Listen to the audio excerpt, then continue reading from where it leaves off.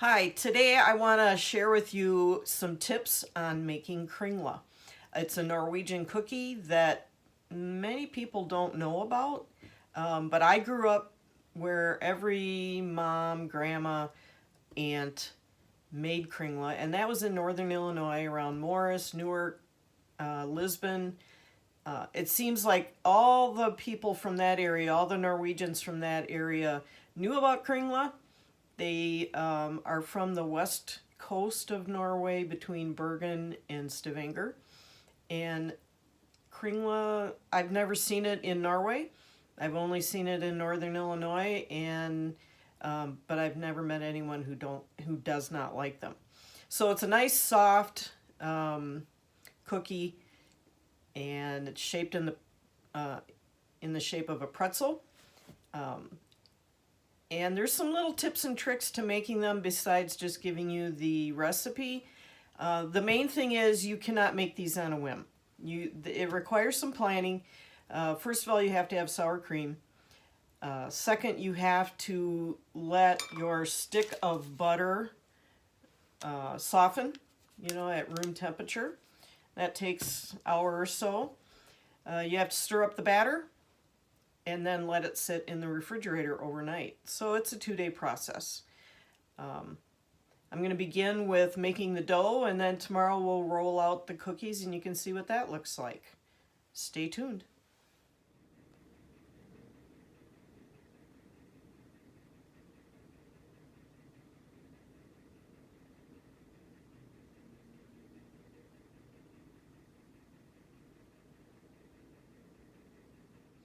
So you start off creaming the stick of butter and a cup of sugar. This is hard work.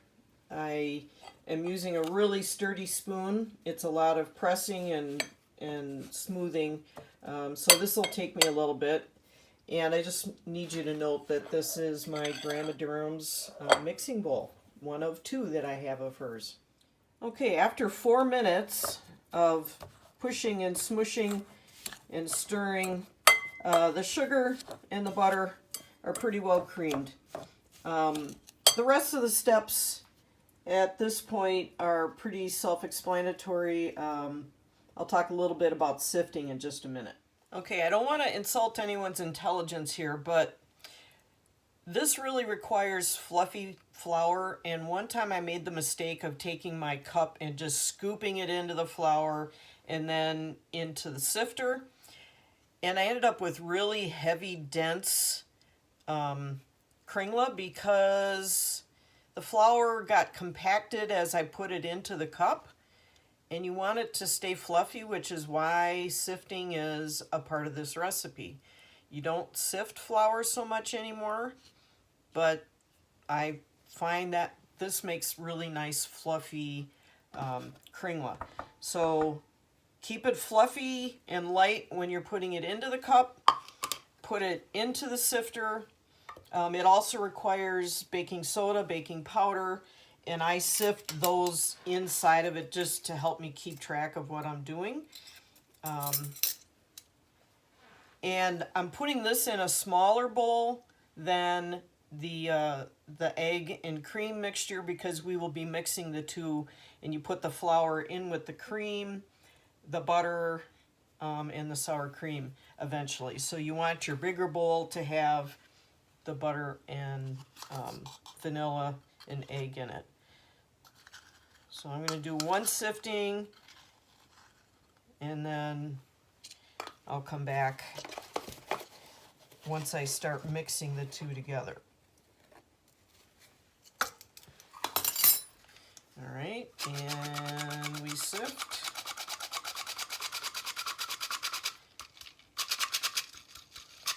And I'll repeat this 3 times. You don't need 3 teaspoons of both powder and soda. Be careful on that so you get the right combination there. Follow the recipe. Okay, now it's time to mix a bit of the flour into the butter mixture, and then you put in a little of the sour cream, and you continue doing that, and you end up with a really stiff dough. Excuse me, I do about a third of the flour, and initially it's pretty easy to stir. And you want to make sure it's thoroughly mixed. This is going to end up being a very stiff dough. And each time you stir it, you want to make sure you don't have a lot of loose flour in the bottom, so that you get it combined in with the butter mixture. And then, you know, as it's getting really dry, you're going to add some of the sour cream. And again, I add about a third or more of the sour cream. And then you go back to having a really wet kind of dough.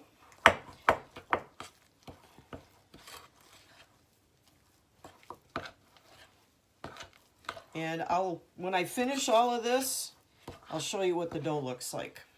Okay, here is my finished dough. Very sticky, very thick, no loose flour on the bottom. Spatula, rubber spatula, clean it all off.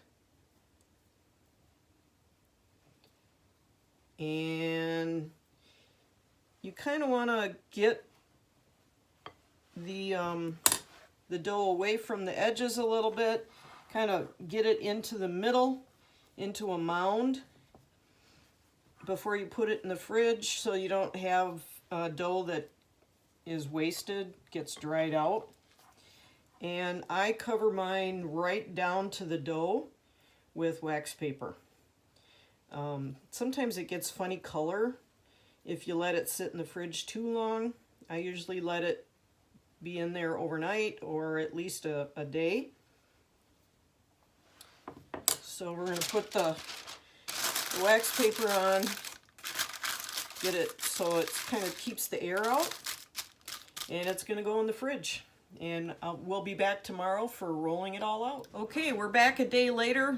We're ready to roll out the Kringla and finish the process of making these wonderful cookies.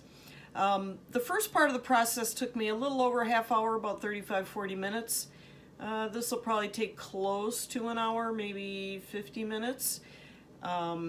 Really important that you prepare your surface for rolling them out. And if you're working alone, it helps to have your place where you're going to put the cookies to cool. I'll show you what I've got set up. Use the old newspaper covered in wax paper set up. Have your spatula ready. Have your cookie sheets buttered. I put a very light coat of butter on those and spread that around. I have a Pampered Chef pastry sheet that I use to spread my cookies out with flour. And here is the chilled dough, and I'm going to take about a third of it out and put the bowl back in the refrigerator and so it stays nice and cool.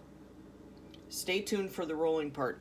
Okay, so I use 2 spoons because this is really sticky dough and it's chilled. I take a spoonful, about that much, and then I scrape it off, kind of roll it around in some flour.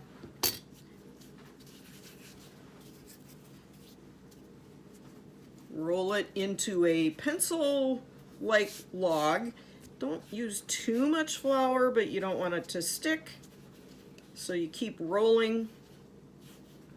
So you get it to be about, how many inches is that?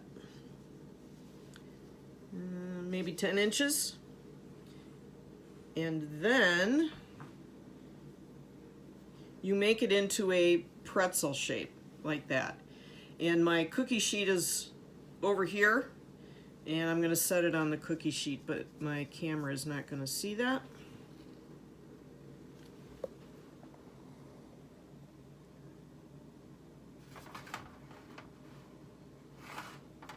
We'll do one more.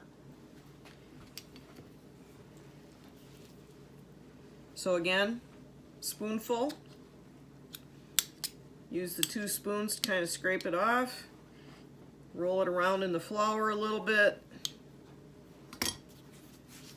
Roll, medium pressure.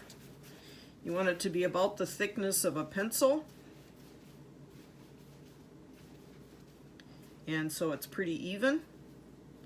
This one's a little thicker. They don't all have to be perfect. And on the cookie sheet, you just put the ends together and cross them to make the pretzel shape. So I'm going to continue to fill up this cookie sheet, and then I put them in the oven at 375, which the oven is heating now, for about 9 minutes, and I'll show you what that looks like in a few minutes. Okay, this is my second batch ready to go in the oven, and the first batch is almost done. I set the timer for 9 minutes. I'm a big timer person, and I think these need about 30 more seconds. We're close. So after 9 minutes, there's just a tinge of browning on some of the edges. These are kind of fatter than some of the ones that I've made. And that's just a matter of how you roll them out. So they slide really easily off, and just kind of spread them around. And I'll put the next one in. Probably should have done that already. And kind of wipe this off just a little bit before I put the next batch on here while the second batch is baking. Okay, this is the last batch to come out, and I think you can see these are just a little brown on the edges. You don't want to over bake them, so these are just great. This recipe makes about between 4 and 5 dozen, and these are the size that I make. These freeze wonderfully, so you can put them in Ziploc type bags. You can put them in Tupperware-like containers, but if you put them in Tupperware, I would put wax paper over them to seal them up really good so they don't dry out. They taste best when they're soft. I hope you try them, and we keep the tradition of Kringla alive. Thanks for watching.